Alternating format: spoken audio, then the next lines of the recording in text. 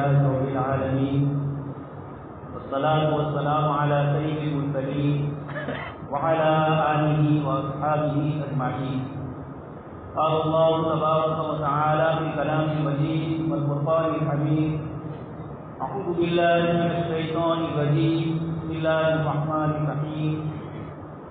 كما أرسلنا فيكم رسولا منكم يتلو عليكم آياتنا ويزكيكم ويعلمكم الكتاب والحكمة ويعلمكم ما لم تكونوا تعلمون فاذكروني أذكركم واشكروا لي ولا تكفرون. وقال تعالى: إن السمع والبصر والفؤاد كل أولئك كان عنه مسؤولا. وقال النبي صلى الله عليه وسلم: يا معشر الشباب من استطاع منكم الباءة فليتزوج فإنه أغض للبصر وأحسن للفرج ومن لم يستطع فعليه بالصوم فإنه له وجاء. وقال النبي صلى الله عليه وسلم: من عادى لي وليا فقد آذنته بالحرب. صدق الله العظيم وصدق رسوله النبي الكريم ونحن على ذلك لمن الشاهدين والشاكرين والحمد لله رب العالمين.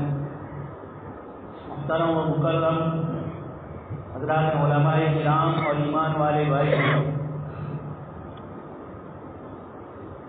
ہم اور آپ اس مہینے سے گزر رہے ہیں. اس میں ہمارے بہت سارے بھائی اس مہینے کی 11 تاریخ جو حضرت شاہ سید عبد القادر جیلانی رحمۃ اللہ علیہ کے سلسلے میں مناتے ہیں. ہمیں حضرت شاہ عبد القادر جیلانی رحمۃ اللہ علیہ کی کیا خدمات ہے، اللہ پاک نے ان علوم سے آپ کو نوازا تھا. روحانیت اور اللہ پاک سے محبت اور تعلق کی بنیاد پر اللہ پاک کی مخلوق کے ساتھ آپ نے کیا تعلق رکھا، یہ وہ بنیادی چیزیں ہیں جو جاننا ہمارے لیے ضروری ہے، تاکہ ہر زمانے میں جو مسائل ہوتے ہیں اللہ پاک کی طرف سے دین کو قیامت تک باقی رکھنا ہے. اس لیے غیبی طور پر اللہ پاک نے قیامت تک اس دین کو باقی رکھنے کے لیے 2 انتظام فرمائے.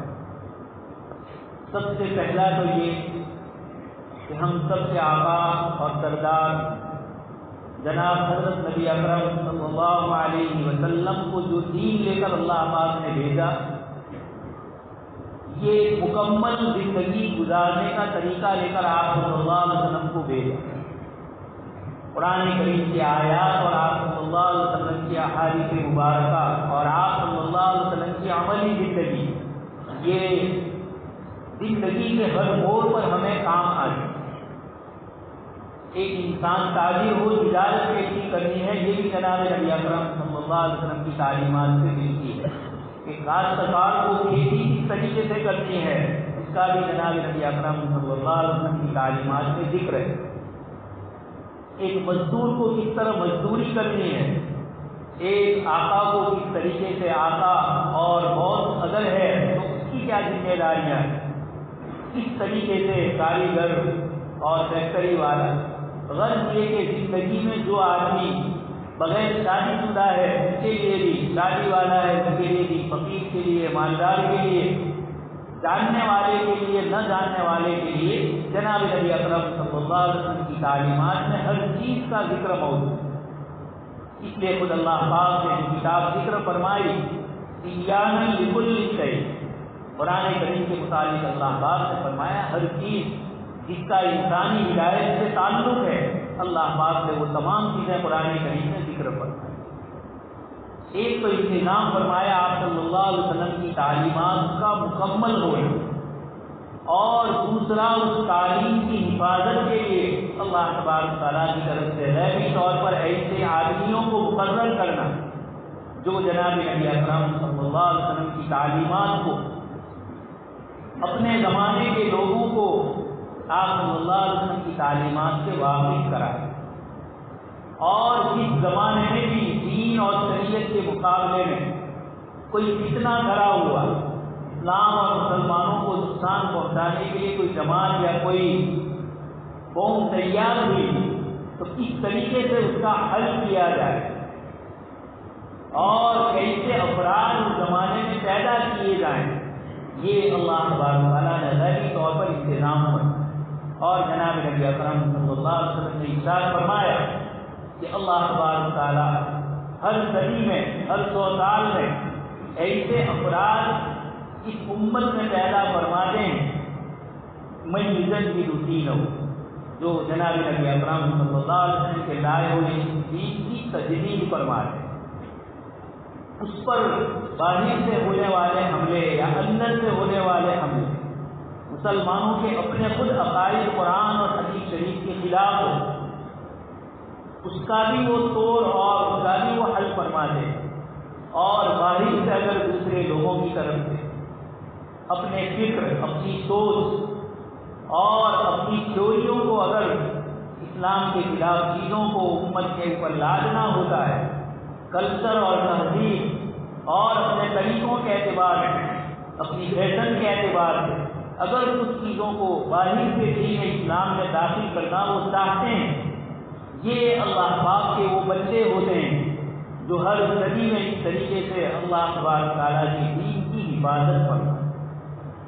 اسی سلسلے میں 4ویں صدی ہجری اور 5ویں صدی ہجری جناب نبی اکرم صلی اللہ علیہ وسلم کے دنیا سے تشریف لے جانے کے بعد 4ویں صدی اور 5ویں صدی میں اللہ پاک نے حضرت امام غزالی رحمۃ اللہ علیہ کو پیدا فرمایا، اور جنہوں نے اس زمانے میں سب سے بڑی چیز تھی علمی اعتبار، یونان اور یوروپ کے وہ علوم جس کو فلسفہ اور منطق لوجک کہا جاتا ہے، طرز شاستر کہا جاتا ہے، ان کے حملے ہوئے تو اللہ پاک نے حضرت امام غزالی رحمۃ اللہ علیہ کو 4ویں صدی اور 5ویں صدی کے شروع میں اللہ پاک نے ان کے ذریعے کام کیا۔ پھر اسی صدی میں امام غزالی رحمۃ اللہ علیہ کے بعد اللہ پاک نے حضرت شاہ سید عبد القادر جیلانی رحمۃ اللہ علیہ کو پیدا فرمایا، جو 10 پشتوں سے یعنی ایک کے بعد ایک ان کے آباء و اجداد میں 10ویں باب پہ جا کے وہ سیدنا حضرت حسن رضی اللہ تعالیٰ عنہ کے خاندان یعنی آپ صلی اللہ علیہ وسلم کے خاندان میں آپ کے نوازے سے 10 پشتوں کے بعد ان کا نسب مل جائے۔ یہ اللہ تبارک و تعالیٰ نے حضرت شاہ سید عبد القادر جیلانی رحمۃ اللہ علیہ کو پیدا فرمایا۔ دوستوں اور بزرگوں، آج نکاح کی مجلس ہے، لیکن میں اس نکاح کے سلسلے میں یہ نکاح کا بندھن کب مضبوط ہوتا ہے اور میاں بیوی کے درمیان آپس میں محبت، مودت اور تعلقات اور دو خاندانوں کے درمیان تعلقات کیسے مضبوط ہوتے ہیں، اس کی عملی مثال حضرت شاہ سید عبد القادر جیلانی رحمۃ اللہ علیہ کی ذات گرامی، اس لیے آج کی نکاح کی مجلس میں میں ان کا ذکر کروں۔ مہینہ بھی وہی چل رہا ہے، 2-3 دن پہلے ہی 11ویں شریف جس کو لوگ مناتے ہیں، آپ ہی کی نسبت سے اس دن کو، لیکن ہوتا ایسا ہے کہ کسی بزرگ کی چند باتوں کو یاد رکھ کر صرف جشن منائے جائے۔ یہ امت جشن منانے کے لیے نہیں ہے، یہ امت غور و فکر کرنے کے۔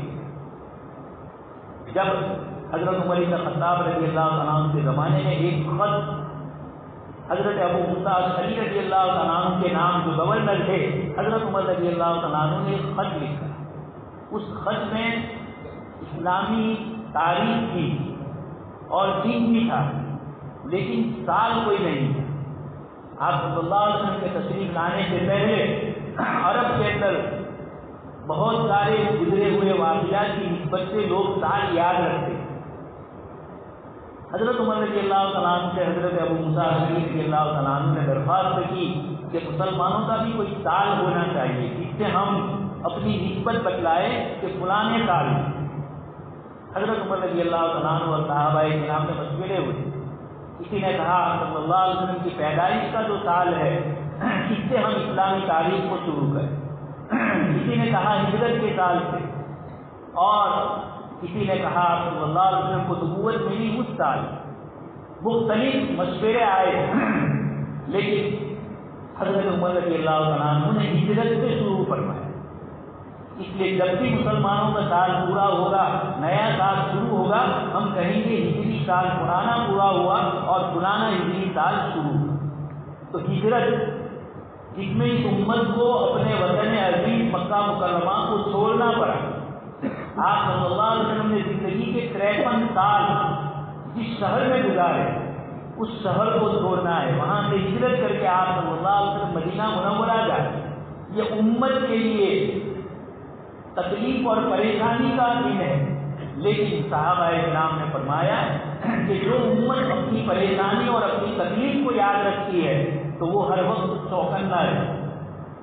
اور جو قومیں جشن مناتی ہے، جو قومیں کسی تاریخ کے اوپر سے خوشی منا لیتی ہے اور پورے سال کبھی اس بزرگ کو یاد نہیں کرتے ہیں، ان کی تعلیمات کو نہیں جانتے، تو یہ اسلام اور مسلمانوں کا طریقہ نہیں ہے. یہ ان قوموں کا ہے جن کے یہاں کوئی اور مقصد بنا نہیں ہوتا ہے، تو وہاں پر یہ چیزیں فلاں دن یہ بناؤ یہ بناؤ. آج تو یوروپ میں آپ جانتے ہیں 61 دن بناؤ، فلانا دن، ایک دن سال میں بنا لو، باقی پھر اس سے کیا عبرت کیا نصیحت کوئی نہیں. جبکہ اسلام جناب نبی اکرم صلی اللہ علیہ وسلم کے صحابہ نے یہ سمجھا، حضرت عمر نے سمجھا کہ جو امت ہجرت کو یاد رکھے گی تو ہر وقت اپنے آپ کو دشمنوں کے مقابلے کے اندر چوکنا رکھے. جب ذکر، جس کو ایجپٹ کہتے ہیں، دنیا کی اس وقت کی کلچر اور تہذیب میں بہت بڑا جس کا رول تھا، یہ جب ذکر فتح ہوا، حضرت عمرو بن عاص رضی اللہ تعالیٰ عنہ اور آپ کے ساتھیوں نے ذکر فتح فرمایا. اس کے بعد آپ نے فرمایا انتم علی رباط. حضرت عمرو بن عاص رضی اللہ تعالیٰ عنہ نے مسلمانوں کو کہا کہ تمہاری بارڈر دشمن کی بارڈر سے ملی ہوئی. انتم علی رباط، تم بارڈر کے اوپر ہو، ہر وقت چوکنا رہو کہ دشمن تم پر کس قسم کا حملہ کرے. تو شاہ عبد القادر جیلانی رحمۃ اللہ علیہ کی ذات گرامی کو اللہ پاک نے 470 ہجری میں آپ کی پیدائش ہوئی اور 486 ہجری کے اندر آپ بغداد میں اوپر کا جو علم ہے، نیچے کا علم مکتب کا اور دوسری چھوٹی تعلیم تو آپ نے اپنے وطن گیلان میں جو آذربائیجان اور ایران کی بارڈر پر آئے، اس شہر میں آپ نے 17-18 سال گزارے. لیکن شاہ عبد القادر جیلانی رحمۃ اللہ علیہ کی پیدائش سے پہلے کا واقعہ مجھے آپ کے سامنے ذکر کرنا ہے تاکہ اس شادی کے موقع پر ہم سمجھیں کہ شادی کا معیار، لڑکی کی پسند کا، لڑکے کی پسند کا معیار کیا ہو. آپ کے والد محترم ابو صالح حضرت شاہ عبد القادر جیلانی رحمۃ اللہ علیہ کے والد محترم جوانی کے عالم میں ایک مرتبہ ایک جگہ سے گزر رہے. اچانک آپ کو لمبا سفر ہوگا، آپ کو بھوک لگی. نہر کے کنارے کنارے آپ چل رہے تھے، وہاں نہر میں ایک سیب اور سفرجن تیرتا ہوا ہے. آپ کو شدید بھوک لگی تھی. دل میں یہ خیال آیا کہ اللہ پاک نے میرے ہی لیے بھیجا ہے. آپ نے اس سیب کو اٹھایا اور اٹھا کر اس کو کھا لیا. کھانے کے بعد دل میں یہ خیال آیا کہ یہ تو کسی کی ملکیت ہوگا، میں نے بغیر پوچھے اور بغیر اس طرح سے اس کو اٹھا لیا ہے، تو مجھے اس کی تحقیق کرنی چاہیے. تو آپ رحمۃ اللہ علیہ یہاں سے نکلے اس جگہ سے اور تلاش کرتے رہے کہ کہیں سیب کا باغ کسی جگہ پر ہو اور وہاں سے یہ تیر کر آیا ہو اور سیب کے مالک سے میں اجازت دے لوں تاکہ میرے اوپر اس کا گناہ ہو. 6-7 میل چلنے کے بعد ایک باغ آیا اور وہاں پر ایک بزرگ بیٹھے ہوئے، شیخ عبداللہ صومعی رحمۃ اللہ علیہ. حضرت شاہ عبد القادر جیلانی رحمۃ اللہ علیہ کے والد محترم کو خیال آیا کہ انہی کا باغ ہوگا. وہاں جا کر ان سے گفتگو کی کہ اس طریقے سے میرے ساتھ واقعہ پیش آیا اور شاید وہ پھل آپ ہی کے باغ کا ہوگا، اس لیے میں آپ سے اجازت کے بغیر کھانے کی بنیاد پر میں آپ سے اس کی معافی مانگنے کے لیے آیا. شیخ عبداللہ صومعی رحمۃ اللہ علیہ جو بزرگ تھے، انہوں نے دیکھا کہ ایک نوجوان آیا اور حلال غذا اور اللہ کی رضامندی کا اس کو اتنا خیال ہے کہ بھوک اور پیاس میں سیب کھا لیا ہے اور پتہ نہیں ہے میرے پاس میں آ کر چوری نہیں کی ہے، ایک جگہ سے ان کو ملا ہے، لیکن اس کے باوجود وہ یہاں آ کر مجھ سے معافی مانگ رہے ہیں، یقیناً یہ نوجوان بڑا قیمتی ہے۔ آپ نے بھی امتحان لینا تھا، کہا کہ میں تمہیں معاف کر دیتا ہوں، لیکن ایک شرط ہے، وہ شرط یہ ہے کہ میری ایک لڑکی جو آنکھوں سے نابینا ہے، اندھی ہے اور کانوں سے بہری ہے اور ہاتھ ایسے اپاہج ہے، اپنگ ہے، اس کے ساتھ اگر تم شادی کرنے کے لیے تیار ہو جاؤ تو میں تمہیں معاف کرتا ہوں۔ دوستو اور بزرگوں، جوانی کا عالم اور ایک ایسی لڑکی سے شادی کرنا زندگی بھر جس کی خدمت ہمارے لیے، جو بہری ہے، جو آنکھوں سے اندھی ہے اور ہاتھ پیر سے معذور، قسمت ہوئی انسان جب کسی نیکی کا ارادہ کرتا ہے یا برائی کا ارادہ کرتا ہے تو نیکی والے فرشتے بھی اس کو رغبت دیتے ہیں، اور برائی والا جو شیطان ہمارے ساتھ لگا ہے وہ ہمیں برائی کی طرف آمادہ کرتا ہے۔ اس وقت انسان اپنے دماغ میں کشمکش میں ہوتا ہے کہ یہ گناہ کروں یا نہ کروں، اس گناہ سے میں بچوں یا نہ بچوں، دونوں طرف کی محنتیں ہو رہی ہے۔ ایسے موقع پر اللہ تبارک تعالیٰ جن کو کامیاب فرماتے ہیں وہ کامیاب ہو جائے۔ حضرت صاحب رحمۃ اللہ علیہ کے والد صاحب نے کہا بہت کچھ سوچنے کے بعد کہ مجھے منظور۔ جب اس کے بعد نکاح ہوا اور وہ لڑکی رات کو ان کے یہاں آئی، انہوں نے دیکھا کہ یہ تو سر سے لے کر پیر تک بغیر کسی بیماری کے، بغیر کسی عذر کے بالکل صحیح سالم، تو شک پیدا ہوا کہ میرے ساتھ یہ شرط لگائی تھی کہ میری لڑکی تو نابینا ہے، گونگی ہے اور اپاہج ہے، اور یہ تو صحیح سالم جسم والی، شاید بھول ہو گئی ہو، کوئی اور لڑکی آ گئی۔ پھر اپنے خسر کے پاس گئے، شیخ عبداللہ نومئی کے پاس، اور ان سے کہا کہ آپ نے مجھ سے یہ بات کہی تھی اور یہ لڑکی تو بالکل صحیح تعلیم ہے، آپ نے مجھ سے جو کہی تھی وہ لڑکی یہ نہیں۔ ان کے والد یعنی حضرت فاطمہ ان کا نام تھا، حضرت صاحب القادری جیلانی رحمۃ اللہ علیہ کی والدہ تھا، تو ان کے نانا نے یہ کہا شیخ عبداللہ نومئی رحمۃ اللہ علیہ کہ میں نے تم سے جو کہا تھا کہ میری لڑکی نابینا ہے، اس کا مطلب یہ کہ آج تک میری لڑکی نے کسی غیر محرم مرد کو دیکھا نہیں، کسی ایسے مرد کو جن سے ان کی شادی کرنا جائز ہو سکتی ہے، ایسے کسی مرد کو آج تک میری لڑکی نے دیکھا، اور کانوں سے بہری ہے، آج تک کوئی برائی کی چیز اور کسی کی غیبت میری لڑکی نے سنی ہے، اور ہاتھ پیر سے اپاہج ہے، اس کا مطلب یہ ہے کہ آج تک میری لڑکی گھر سے باہر نہیں۔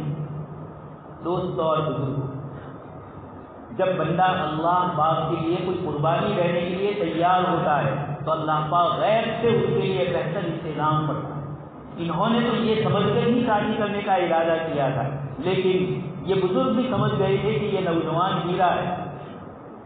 اللہ تبارک تعالیٰ نے شادی ہوئی اور پھر حضرت شاہ شیخ عبد القادر جیلانی رحمۃ اللہ علیہ گھر میں پیدا ہوئے۔ حافظ ابن تیمیہ رحمۃ اللہ علیہ جو بہت بڑے بزرگ ہیں، وہ یہ فرماتے ہیں، وہ بھی حنبلی مسلک کے ہیں، اور شاہ عبد القادر جیلانی رحمۃ اللہ علیہ بھی حنبلی مسلک کے۔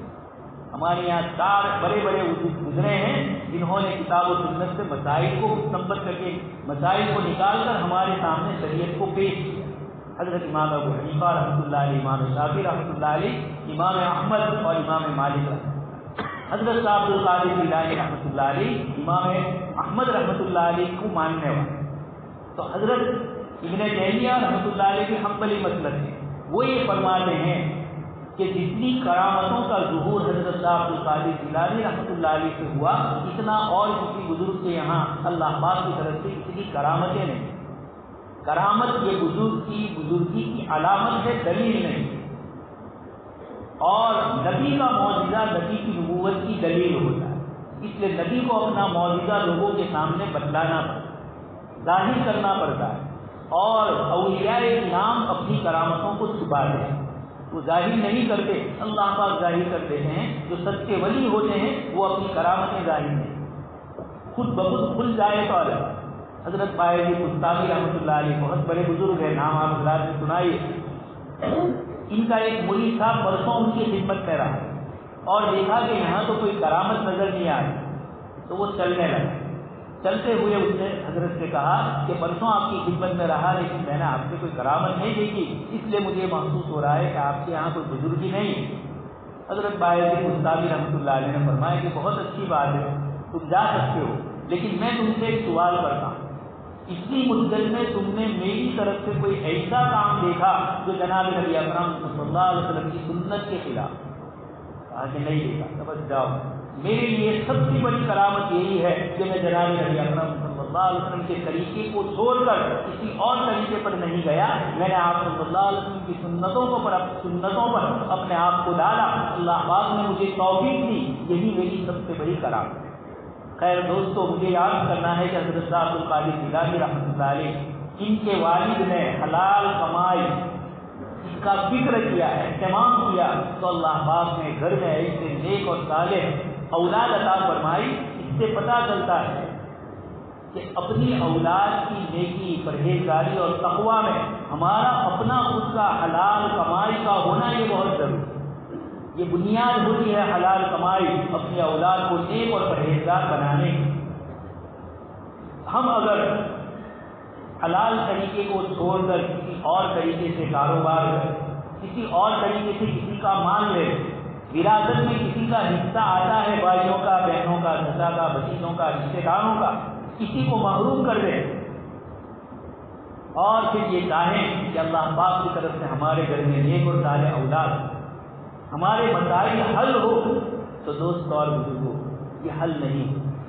ایک طرف آپ دعائیں کریں، آپ عبادتیں کریں، آپ وظیفے پڑھیں، لیکن کسی کا حق مارا ہے، کسی بیوہ عورت کا حق آپ نے نہیں دیا ہے، کسی یتیم کا حق نہیں دیا ہے، تو ان کی بد دعائیں اوپر جاتی ہے، آپ کی دعا وہاں اثر نہیں کرتی۔ حدیث شریف میں آپ صلی اللہ علیہ وسلم نے فرمایا کہ مظلوم کی بد دعا اور اس کی آہ جب اوپر جاتی ہے تو قبولیت، اللہ پاک کی طرف سے قبولیت کے درمیان میں کوئی چیز رکاوٹ نہیں بنتی، اللہ تبارک تعالیٰ کی طرف سے فیصلے ہوتے ہیں۔ اسی لیے شیخ سعدی رحمۃ اللہ علیہ فرماتے ہیں بے ترس از آہ مظلومہ، مظلوموں کی آہ سے ڈرو، اس لیے کہ اس وقت مظلوم کی بد دعا اور مظلوم کی آہ لگ سکتی ہے۔ اس لیے حضرت صاحب عبد القادر جیلانی رحمۃ اللہ علیہ کی سے یہ پتہ چلتا ہے کہ اولاد کو نیکی اور تقویٰ پر وہ تب آتی ہے جبکہ ماں باپ کی کمائی حلال۔ دوسرے نمبر پر ان کا قصہ آپ مشہور سن چکے ہیں، ڈاکوؤں کو اللہ پاک نے توبہ کی توفیق نصیب فرمائی۔ یہ بھی دیکھیے کیا ہے، جا رہے ہیں اور وہ زمانہ تھا جب کہ لوگوں کو لوٹا جا رہا ہے، قافلے لوٹ لیے جا رہے ہیں، آپ کے قافلے پر بھی ڈاکوؤں نے، چوروں نے حملہ کیا، سب کو پوچھا، سب کے پاس سے لیا، آپ کو پوچھا کہ تمہارے پاس ہے، تو کہاں میرے پاس اتنی اشرفیاں ہیں، میری والدہ نے میری اسکن اور مجھے جو کپڑا پہنایا اس کے اندر گدری کے اندر اس کو سیکل رکھا، یعنی جگہ بھی بتلا دی کہ میرے پاس فلانی۔ ڈاکوؤں کو تعجب ہوا کہ لوگ اپنا مال چھپا رہے اور یہ بچہ، آپ تو طالب علم بن کے پڑھنے کے لیے جا رہے ہیں بغداد میں، آذربائیجان کی علاقے کو چھوڑ کر آپ جا رہے ہیں بغداد، اور آپ رحمۃ اللہ علیہ اپنی طرف سے کہہ رہے ہیں کہ میرے پاس۔ اللہ پاک نے اس چھوٹے سے معصوم بچے کی زبان سے یہ کلمے نکلے، اور حدیث شریف میں ہے اللہ پاک کی ذات عالی یقلب، اللہ پاک ان قلوب العباد بین اصبع الرحمن، بندوں کے جو دل ہے یہ رحمان کی انگلی کے درمیان، اللہ پاک سمجھانے کے لیے چاہتے ہیں ہمارے قبضے میں ہے تمہارے دل، یقلبها حیث یشاء، اللہ پاک جس طریقے سے چاہتے ہیں کہ کبھی نیکی کی توفیق ملتی ہے، آدمی نیکی کرنے لگتا ہے، اور اچانک کبھی شیطان گناہ اور برائی کی طرف لے جاتا ہے اور انسان گناہوں پر آمادہ ہوتا ہے۔ اسی لیے حضرت صاحب عبد القادر جیلانی رحمۃ اللہ علیہ فرماتے ہیں کہ جس وقت نیکی کی تمہارے دل میں خواہش پیدا ہوئی، طلب پیدا ہوئی، فوراً نیکی کر لو، اس لیے کہ ہو سکتا ہے کہ شیطان 2-4 منٹ کے بعد تمہارے دل میں غلط قسم کا وسوسہ ڈالے اور اس نیکی سے تم رک جاؤ۔ تو حضرت صاحب عبد القادر جیلانی رحمۃ اللہ علیہ کا یہ سچ بولنا، آج ہم اپنی اولاد کے جھوٹ بولنے پر خوش ہوتے ہیں، بات بنا کر لڑکا اگر کسی کے سامنے یا لڑکی کسی کے سامنے پیش کرتی ہے تو ماں باپ خوش ہوتے ہیں کہ ہمارا بچہ کتنا ہوشیار۔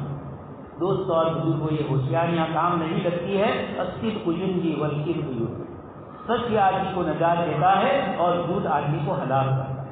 تیسری چیز، حضرت صاحب عبد القادر جیلانی رحمۃ اللہ علیہ جا رہے ہیں، اچانک بادل سے ایک آواز آئی، عبد القادر میں تمہارا خدا ہوں اور میں نے آج سے تمہارے لیے جتنی حرام چیزیں ہیں ان سب کو حلال کر۔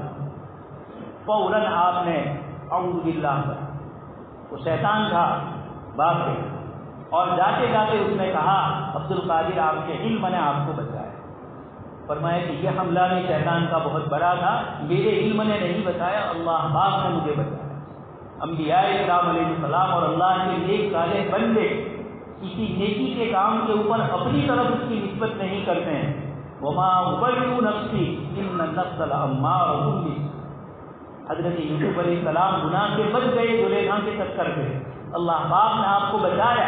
حضرت یوسف علیہ السلام نے یہی فرمایا ان النفس لامارۃ بالسوء الا ما رحم ربی، جس پر میرا پروردگار رحم کرے وہی بچ سکتا ہے اور دوسرا کوئی انسان بچ نہیں۔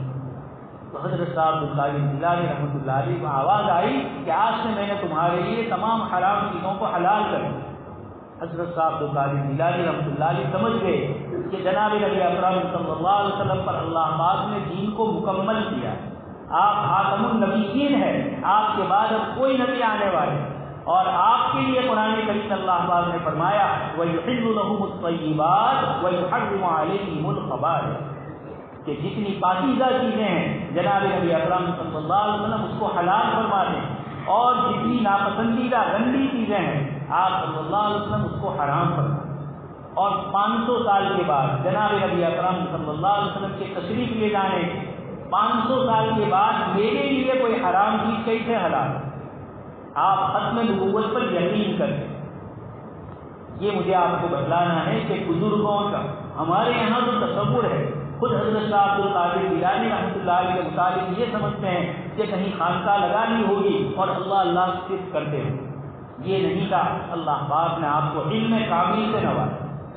آپ کی سیرت کے اندر جو حنبلی مسلک کے علماء نے لکھی ہے، یہ لکھا ہے کہ 7 سال تک 50 اور 10 سال 7 سال تک آپ نے قرآن کریم، حدیث شریف اور افتاء یعنی فتویٰ کا کام کیا۔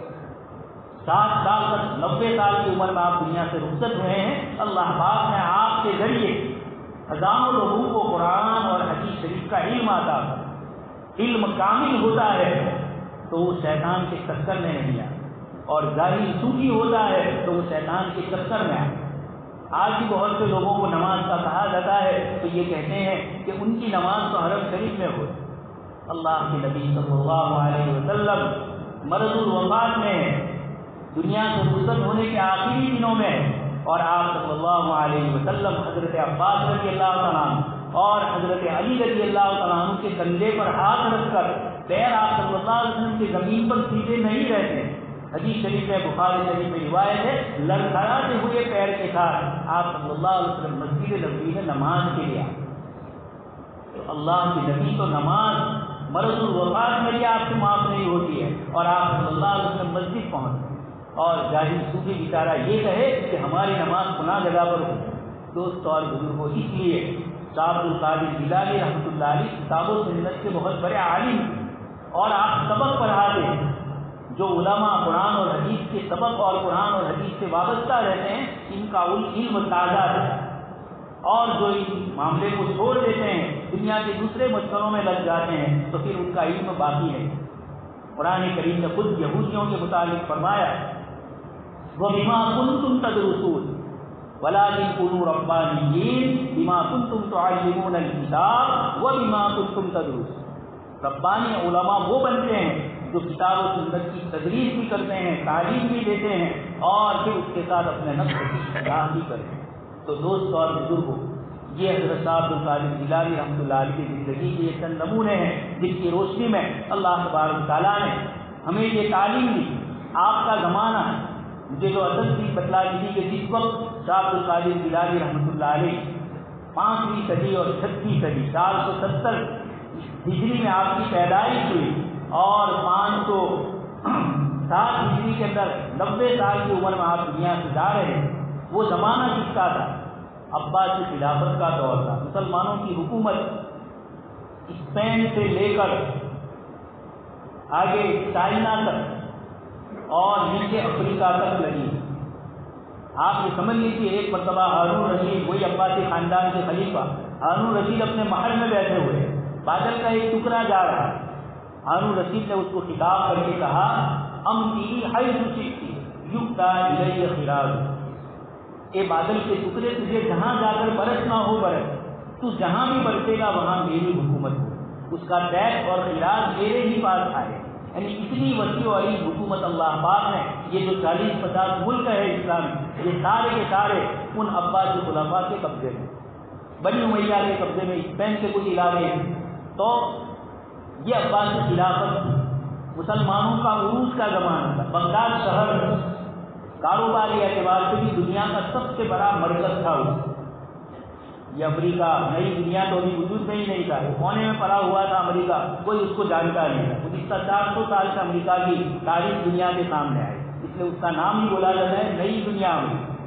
اسی طرح یوروپ کے ممالک بھی بہت پیچھے تھے، یہ بغداد تھا، اور اسی لیے آپ ایک لفظ سنتے ہیں فلم میں الف لیلہ، حالانکہ یہ ہے الف لیلۃ۔ مسلمان بادشاہوں کے متعلق غلط قسم کی سوچ بتلانے کے لیے لوگوں نے قصہ کہانیاں گڑھی، اور اس میں بتلایا ہے کہ بادشاہوں کا کام کھانا پینا، مست مزہ کرنا اور عورتوں کے پاس رہنا، بس یہی۔ دوستو یہ جو قصے ہم لوگ سنتے ہیں اور یہ جو مشہور ہے، یہ حقیقت میں ان کو بدنام کرنے کے لیے بعد میں یہ چیزیں پیدا کی۔ خیر مجھے بتلانا ہے کہ وہ زمانہ حضرت صاحب القادر جیلانی رحمۃ اللہ علیہ کا دنیا میں مسلمانوں کے سب سے بڑے عروج کا زمانہ، روپیہ پیسہ مسلمانوں کے پاس، کاروبار حکومت مسلمانوں کے پاس، کاروبار، تو دنیا کی محبتیں لوگوں کے دل میں آ گئی۔ حضرت صاحب القادر جیلانی رحمۃ اللہ علیہ نے 7 سال تک اسی بغداد شہر کی ایک خانقاہ میں مدرسے میں بیٹھ کر آپ نے لوگوں کو یہی سبق سکھلایا کہ اللہ تبارک و تعالیٰ ہی کی ذات سب سے بڑی، مخلوق سے کسی قسم کی امید مت رکھو، بادشاہوں وزیروں یہ بھی ہماری طرح انسان ہے، اس وقت اللہ پاک کی طرف سے اس کی قسمت بدل جائے کوئی ٹھکانا نہیں۔ آپ کی وعظ اور آپ کے بیانات کا ایک بڑا حصہ دنیا سے بے رغبتی اور آخرت کی محبت اور مرنے کے بعد کی زندگی کی تیاری کے لیے ہی آپ کے بیانات آج بھی موجود ہے۔ فیوض الحرمین آپ کی کتاب ہے، الفتح الربانی آپ کی کتابیں ہیں، جس میں آپ ہم لوگوں کو نصیحت کرتے ہیں۔ یہ مواعظ ان بزرگوں کے پڑھنے چاہیے، صرف ایک دن منانا نہیں ہے، ان کی زندگیاں کیا تھیں، اللہ پاک نے ان کو مجدد کیسے بنایا۔ اس کے ساتھ دوستوں اور بزرگوں، نکاح کی مجلس آج کل ہمارے مسلمانوں میں نکاح اور شادی کے مسئلے کو ہم لوگوں نے ایک دنیاوی مسئلہ سمجھ لیا۔ یہ ایک معاہدہ ہے مرد اور عورت کے درمیان، اسلامی اعتبار سے یہ کانٹریکٹ، مرد اپنے ذمے کچھ حقوق ہے، کچھ ذمہ داریاں ہیں، عورت کے ذمے بھی کچھ حقوق ہے اور کچھ ذمہ داریاں، لڑکے کے رشتے داروں کے ذمے بھی کچھ حقوق ہے اور لڑکی کے ذمہ داروں کے ذمے بھی کچھ حقوق۔ ہم اپنے بچوں کو نکاح کے مسائل سکھلاتے نہیں ہیں، شوہر اور بیوی کے ایک دوسرے کی ذمہ داریاں اور چیزیں کیا ہیں ہم اپنی بچیوں کو سکھلاتے ہیں۔ عجیب ماحول، ہم یہ اسی معاشرے میں رہتے ہیں، شادی سے پہلے یہ سوچ ہوتی ہے کہ کس وقت لڑکا گھر سے الگ ہو، ہماری لڑکی کب الگ ہو جائے، یہ سکتا الگ ہونا ہے لیکن کس طریقے سے ہونا ہے اور کن مسائل کے ساتھ ہونا ہے، یہ شریعت نے ہمیں سب کچھ بتایا ہے۔ اسی کے ساتھ نکاح کی جو بنیاد ہوتی ہے، جیسے صاحب القادر جیلانی رحمۃ اللہ علیہ کا قصہ میں نے اسی لیے ذکر کیا کہ نکاح کی نسبت نیکی اور تقویٰ ہو۔ آپ صلی اللہ علیہ وسلم نے ارشاد فرمایا تم قبول مرأۃ بأربع، عورت سے 4 وجہ سے شادی کی جاتی ہے۔ کہیں خاندان دیکھا جاتا ہے، مالدار ہے، بڑا ہے، حسب نسب لوگوں میں ہوتا ہے، فلانا خاندان بڑا فلانا چھوٹا، ہم نے جو تقسیم کی ہے سماجی، اس اعتبار سے کبھی ہوتا ہے، کبھی خوبصورتی کی وجہ سے ہوتا ہے، اور چوتھی چیز ہے دین کی وجہ۔ آپ صلی اللہ علیہ وسلم نے فرمایا دین کی بنیاد کے اوپر کامیاب ہو، یعنی اس کو بنیاد پر کرو۔ آج کل ہمارے نوجوان لڑکے اور لڑکیاں ہر جگہ پر ہمارا ماحول جو گزرا ہے بہت عجیب و غریب ہے، ماں باپ کو پتہ ہی نہیں چلتا ہے کہ کب سے ہماری لڑکی یا ہمارے لڑکے کا فلانی لڑکی یا فلانے لڑکے سے تعلق۔ موبائل کی دنیا نے ان سب چیزوں کو عام کر دیا، اور پھر اس کے بعد جب شادی کی بات آتی ہے سب مسائل کھڑے ہوتے ہیں، اور پھر وہ نکاح بھی دیر پا نہیں ہوتی، اس لیے کہ وقتی جذبات، وقتی حالات کے پیش نظر جو شادیاں ہوتی، لڑکا جو اس کو ہرے ہرے باغ دکھلاتا ہے، جنت بتلا دیتا ہے، اور وہ چیزیں پھر اس سے پوری نہیں ہوتی۔ یہ سب کچھ جیسے سیاسی دنیا میں جملہ بولا جاتا ہے، سیاست کمانے کے لیے رات دن جملے بولتے ہیں عجیب و غریب قسم کے، اور لوگوں کو بیوقوف بنایا جا رہا ہے۔ اس طرح یہ لڑکا بھی اس لڑکی کو بیوقوف بنا رہا ہے۔ لڑکی کو خود بھی سمجھنا چاہیے کہ میں کہیں سے بیوقوف بن گئی۔ اس لیے یہ نکاح جب ہوتے ہیں، ایک تو شریعت مطہرہ نے زنا کو اللہ پاک نے حرام کرا ہے، اور نکاح کو نبیوں کی سنت کرا ہے۔ سنتوں میں برکت ہوتی ہے، اور گناہوں کے کاموں میں اللہ تبارک تعالیٰ کی طرف سے عذاب اور سزائیں ہوتی ہیں۔ حدیث شریف نے ذکر فرمایا جب کسی قوم میں زنا عام ہوتا ہے تو اللہ پاک کی طرف سے موت کثرت سے ہوتی ہے، روزی میں برکتیں اٹھ جاتی ہیں۔ تو یہ جو کثرت سے شروع ہوا ہے ہمارے اپنے سماج میں، لڑکے اور لڑکیوں کا موبائل کی دنیا میں، اور آپس میں ایک دوسرے کے ساتھ اس طرح کی چیزیں، دوست اور بزرگوں، ذرا یہ تو دیکھا جائے کہ دنیا کہاں جا رہی ہے۔ پوری دنیا، بلکہ اس ملک کا اس وقت کا جو حال ہے، برسوں سے ہمارے بزرگ ہمیں بتلا رہے ہیں کہ ہندوستان کے حالات کچھ عجیب شکل اختیار کیے، رات دن نئی نئی شکلیں بدل رہی۔ اب تک تو ہم علماء بولتے تھے، لیکن اب BBC لندن بول رہا ہے، امریکہ بول رہا ہے کہ ہندوستان کے آنے والے حالات کیا ہو۔ یہ اس ملک کے اندر ظلم اور زیادتیاں، وہ اپنے ملکوں کے رہنے والوں کو یہ کہہ رہے ہیں کہ اس ملک میں ابھی مت جاؤ۔ یہ اعلانات ہو رہے ہیں انٹرنیشنل دنیا کی سپر پاور طاقتوں کی طرف، وہ سمجھ رہے ہیں کہ آنے والے حالات یہاں کیا ہیں۔ ظلم اور زیادتی جب حد سے زیادہ بڑھ جاتی ہے، جب اللہ کے نیک اور صالح بندوں کو ستایا جاتا ہے، اللہ کے دین کی دعوت دینے والوں کو جیل میں رکھا جاتا ہے، تو اللہ پاک کی غیرت، جب اللہ غیرت اختیار کرتے ہیں۔ حدیث شریف میں ذکر فرمایا، حضرت سعد بن عبادہ رضی اللہ تعالیٰ عنہ نے اپنی غیرت کا ذکر کیا۔ آپ صلی اللہ علیہ وسلم نے فرمایا میں حضرت سعد سے زیادہ غیرت والا ہوں، واللہ اغیر منی، اور اللہ تبارک تعالیٰ مجھ سے بھی زیادہ غیرت والا۔ تو یہ ہمیں یہ سوچنا ہے ہم کیا کر رہے ہیں، نہ دنیا کے لیے اپنے مستقبل کے لیے سوچ رہے ہیں کہ اس ملک میں ہمارے کیا حالات ہوں گے، تو ہمیں کیا کرنا ہے۔ نہ دنیا کی تیاری ہے، نہ دینی تیاری، نہ اللہ کی رضا والا کام ہے۔ جو اللہ کی رحمتوں کو لاتا ہے وہ بھی ہم سے چھوٹتے ہیں، اور جو دنیاوی اعتبار ہے، آج ہمارا نوجوان، آپ اخبارات میں، میڈیا کے اندر دیکھ رہے ہیں لڑکیاں بندوق سے، ریوالور سے مشق کر رہے ہیں۔ کس کا مقابلہ؟ ملک میں ان کی آبادی زیادہ ہے، ہماری آبادی تو کم ہے، اور ہم تو بھائی چارے سے رہنا چاہتے ہیں، ہم لڑائی جھگڑا نہیں چاہتے۔ جب آئے تھے مسلم بادشاہ سب کی لڑائی جھگڑا نہیں کیا، اور آج بھی ہم اس ملک کے اندر چین سکون امن و عافیت سے رہنا ہے، اور وہ جانتے ہیں ہمارا اتنے سال کا تجربہ۔ پھر یہ مشق کیوں کریں؟ ان کی لڑکیاں یہ کیوں کریں؟ ان کے لڑکے کیا کریں؟ تعلیم کے اندر وہ کتنے آگے ہیں، اور دوسری چیزوں کے اندر وہ کتنے ہم سے، دنیا کی بات کر رہا ہوں، اس میں بھی ہم پیچھے۔ ہماری رات کے 1 اور 2 بجے موبائل کے پیچھے گزرے، بیکار کی باتیں۔ قرآن کریم نے فرمایا وَمِنَ النَّاسِ مَن يَشْتَرِي لَهْوَ الْحَدِيثِ لِيُضِلَّ عَن سَبِيلِ، کہ کچھ لوگ وہ ہیں جو باتوں کے کھیل کو خریدتے ہیں۔ قرآن نے 1400 سال پہلے آیت فرمائی لَهْوَ الْحَدِيث، باتوں کا کھیل، سننا دیکھنا، یہ سب باتیں ہو رہی، اور اس کا کھیل، اور کیوں؟ تاکہ لوگوں کو اللہ کی راہ سے گمراہ۔ آپ صلی اللہ علیہ وسلم کے زمانے میں بھی کچھ لوگ تھے، جب آپ دین کی دعوت دیتے تھے تو کچھ گانے والیوں کو لاتے تھے، وہ گاتی تھی تاکہ قرآن کی آواز دب جائے۔ وَالْغَوْ فِيهِ لَعَلَّكُمْ تَغْلِبُونَ، زور سے بولو تاکہ قرآن کی آواز سنائی دے۔ دوستوں اور بزرگوں، آج ہمارا نوجوان، ہماری نوجوان بہنیں، بلکہ اب تو بڑی عمر کے لوگ بھی موبائل لے کے بیٹھے ہیں، صبح سے لے کر شام تک کوئی کام۔ ایک مرتبہ میں آ رہا تھا رات کو دیر سے، اور 1 بجے ایک مسلم گاؤں سے، ایک مسلم شہر سے گزر ہوا۔ اس سے پہلے سب دیہات غیر مسلمین کے تھے، سب جگہ سننا تھا، لوگ سو گئے۔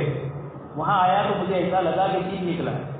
ہوٹلوں پر، ہوٹلیوں پر، ادھر ادھر لوگ موبائل لے کے بیٹھے ہیں اور باتیں کر رہے ہیں، ہنسی مذاق ہو رہی، چائے کی مجلس ہے، پان کھا رہے ہیں۔ یہ دنیاوی اعتبار سے بھی جینے کے یہ طریقے نہیں ہیں دوستوں۔ جب ایک آدمی رات کو 1-2 بجے تک اس طرح کی چیزوں میں ہوگا، صبح میں وہ دنیا کا بھی کیا کام کرتا ہے؟ پڑھنے والا، طالب علم سائنس پڑھنے والا، اس کو فرصت ہوگی وہ اس قسم کی چیزیں دے۔ اور اللہ پاک نے دنیا کی کچھ چیزیں، کچھ دنیاوی اسباب کے اوپر رکھی۔ حکومت کی اہمیت جب اللہ پاک کے یہاں کسی کی ہوتی ہے تو اللہ پاک ان کو حکومت دے، اور جب وہ ان کی واحدیت ختم ہو جاتی ہے تو اللہ پاک دوسرے کو کھڑا ہے۔ لیکن دین کے سلسلے میں اللہ تبارک و تعالیٰ نے اپنی رضامندی کے ساتھ ہمارے ساتھ یہ مسئلہ رکھا ہے کہ اگر ہم صحیح طریقے سے رہیں گے تو کامیاب ہیں۔ اس لیے ابھی بھی سنبھل جائے ہماری یہ نئی نسل اور ہماری یہ امت سوچے اس ملک میں ہمارے خلاف کیا کیا پروپیگنڈے ہو رہے ہیں۔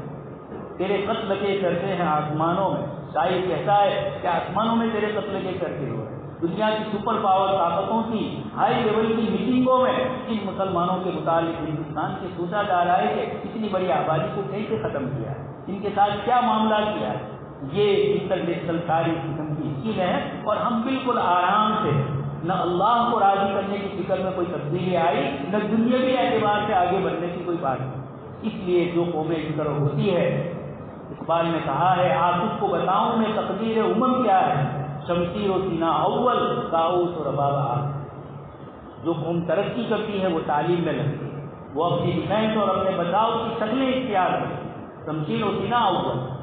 اور جب قومیں بربادی پر آتی ہے تو آخری نشان یہاں ہوتی ہے، شمشیر و سینہ نہیں ہوتی ان کے ہاتھ میں، طاؤس و رباب، ناچ گان کی چیز۔ ہندوستان میں مغل بادشاہوں میں اورنگزیب کے پوتے میں محمود شاہ رنگیلا آیا، نام ہی اس کا رنگیلا تھا، اور پھر مغلیہ سلطنت ختم ہو۔ تو یہ اللہ پاک نے دنیا کے نظام رکھے ہیں دوستوں اور بزرگوں، یہ بڑے سنبھلنے کے لیے ہیں، بڑے سوچنے کے، اللہ کو راضی کرنے کے لیے، مسجدوں کی طرف رجوع کرنے کے لیے تھی۔ دنیا بھی اپنی ترقی والی بناؤ اور آخرت کے لیے، ورنہ آنے والی نسلوں کے لیے، اور خود ہم اپنی آنکھوں سے مرتے مرتے شاید کیا دیکھیں کہ اس ملک کے اندر کیسے حالات آ رہے ہیں، یہ بہت چوکنا رہنے کی ضرورت ہے۔ اللہ پاک مجھے اور آپ کو اور ہم سب کو اس کی توفیق عطا فرمائے اور غور و فکر کرنے والی امت اللہ پاک ہمیں بنائے۔ ہونے والے نکاح کو اللہ تبارک تعالیٰ بھی قبول فرمائے۔ آمین وآخر دعوانا۔